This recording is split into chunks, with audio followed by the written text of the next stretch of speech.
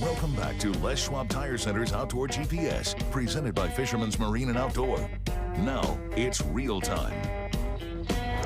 Welcome back, everyone. Thanks for joining us this morning. Of course, there's lots of opportunities out there, but no better opportunity than now to learn more about the Hatchery and Wild Coexist program. Don New is the man behind that. Don, it's good to see you, sir. Thank you. First off, we've met Don here before. We've had him on once or twice over the years. I got to ask, it's the middle of steelhead season, actually, kind of the latter part of it now. We're looking at the sunset of winter steelhead season, right? You're crazy about it as well. How's your season been? It's been really, really good. Good. I fish the rivers on the north coast that start with an N, all of them. Okay. Not the Nile. But it's been fantastic. And I've released some brute, beautiful wild fish, and I've killed a few that are not wild. And I fish by myself a lot, like you do, and it's just been really, really good. Yeah. Working around high water, low water, weather. But yeah, I've had a good season. You've been chasing these things around here for a long time. Yes. Not going to date him by any means. But there's no question you've been chasing steelhead here in the Northwest for a long time. Do you prefer low water conditions or high water conditions when you're out chasing fish around? It sounds like you're a lot like me. You like to fish solo a lot and maybe bank it a lot. Is there a better situation that you like more than the other? I do better in higher water. I don't know why, but it seems I was a bead denier for a long time until I met the guys at B&R and got some free beads. Yeah. But I'm telling you, it's fantastic. It's a great way to fish. I'm an old school, Okie drifter guy. Yeah. And I just don't do that as much. I love to see that bobber drain. It's amazing, isn't it? Yeah.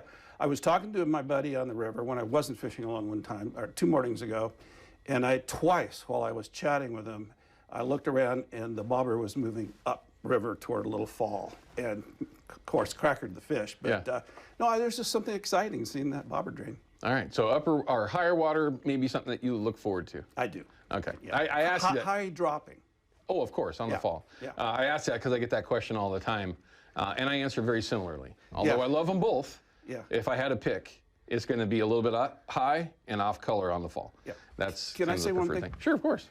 You introduced me as the man behind Hatchery Wild Coexist, and there were several people behind Hatchery Wild Coexist. Okay. I was brought in by Jack Smith, who was the president of CCA Oregon, and Dave Shamp, who was the chairman. Sure. Guys I've known forever. We met at the Rendezvous for 25 years, and each time we said, these guys are kicking our butts. What are we going to do? Sure. And this is our 4th year since we launched this thing, and it's because of those two. Awesome. So I just want to make sure we're clear on that. They're just amazing people that really care in their hearts. Migratory fish run through their veins, and the reason I'm here is because of them. Well, and that kind of leads me to my next question. I get these a lot, as you can imagine. I get all kinds of interesting questions, right, Ryan? Hatchery and Wild Coexist, CCA Oregon. There's a lot of thought there that they're one and the same, and that's not true. No, we are 2 separate 501c3s. We weren't initially. We shared North Coast Salmon Steelhead Enhancement Fund's 501c3 for a couple of years. We're in our 4th year. One of our boys wrote us up a 501c3 and got it all legal and made it right and saved us some money. But we are a separate organization. We would not be here without initial funding from CCA Oregon and from the North Coast Salmon Steelhead Enhancement Fund.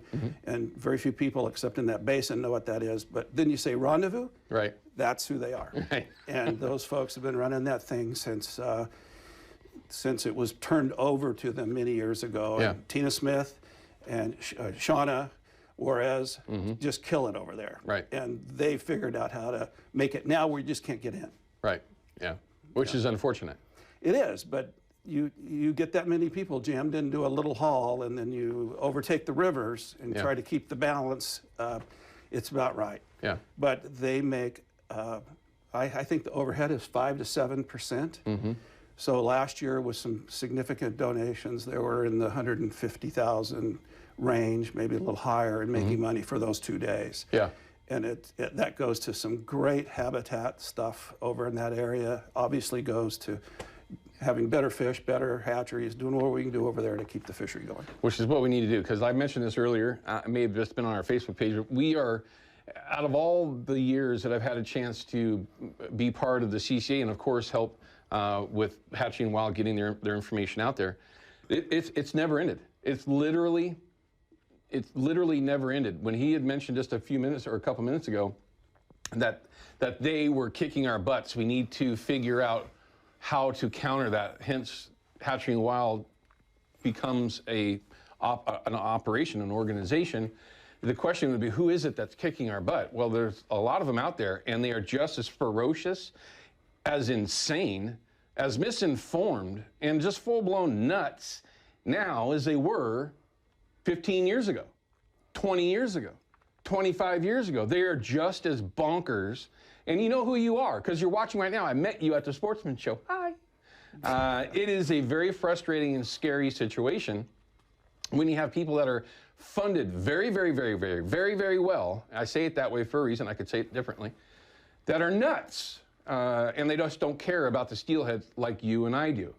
Don and others, Hatchery and Wild Coexist, we care tremendously. That's why they work so hard with their volunteers, their time, and their funds that are donated. We'll talk about that, but I got to cut to a break. I know you want to say something. Well, go ahead. What do you got? Well, this is my opinion, not the opinion of the station or Owen, but what the lawmakers, policymakers, decision makers in Oregon and Washington see with our groups is that we're fragmented. Right. We fight over things. And the other guys, they're mostly societies, they have a society at the end of their name or whatever, are really together in their messaging. And I did a random search on Google, our 3 different browsers. And if you put in "our hatcheries bad," guess what pops up every time on every browser? And they're good at what they do. Yeah. And they're well paid, people at the top, maybe some exceptions, but we don't have money. They have money. We can't sue. They can sue. And we're figuring it out as we go along here, and it's mainly just having educated user group. Sure. And that's what Hatchery Wild does. It's no different than the guys over at Addicted. They're teaching people how to set up double beads and how to fish and have a good time, and that's a great message. We're trying to get people to come to our website, look at the Q&As, and learn why hatcheries aren't the enemy. Correct, and they are certainly not the enemy. Over 90+% of the fish that migrate up and down the Columbia River come from where? Hatcheries. So, I mean, really, that's all you really need to say. But we'll be back with Don New in just a minute. I want to know what they're currently working on. I know you do as well. If you have questions for them, the phone lines are open. It's the viewer hotline, 503-548-6777. We'll be right back. It's nuts. I mean, I understand. Outdoor GPS is brought to you by Chevy Silverado and the impressive new Turbo Max engine. Flex your muscle with the strongest, most advanced Silverado ever. Official truck of Outdoor GPS.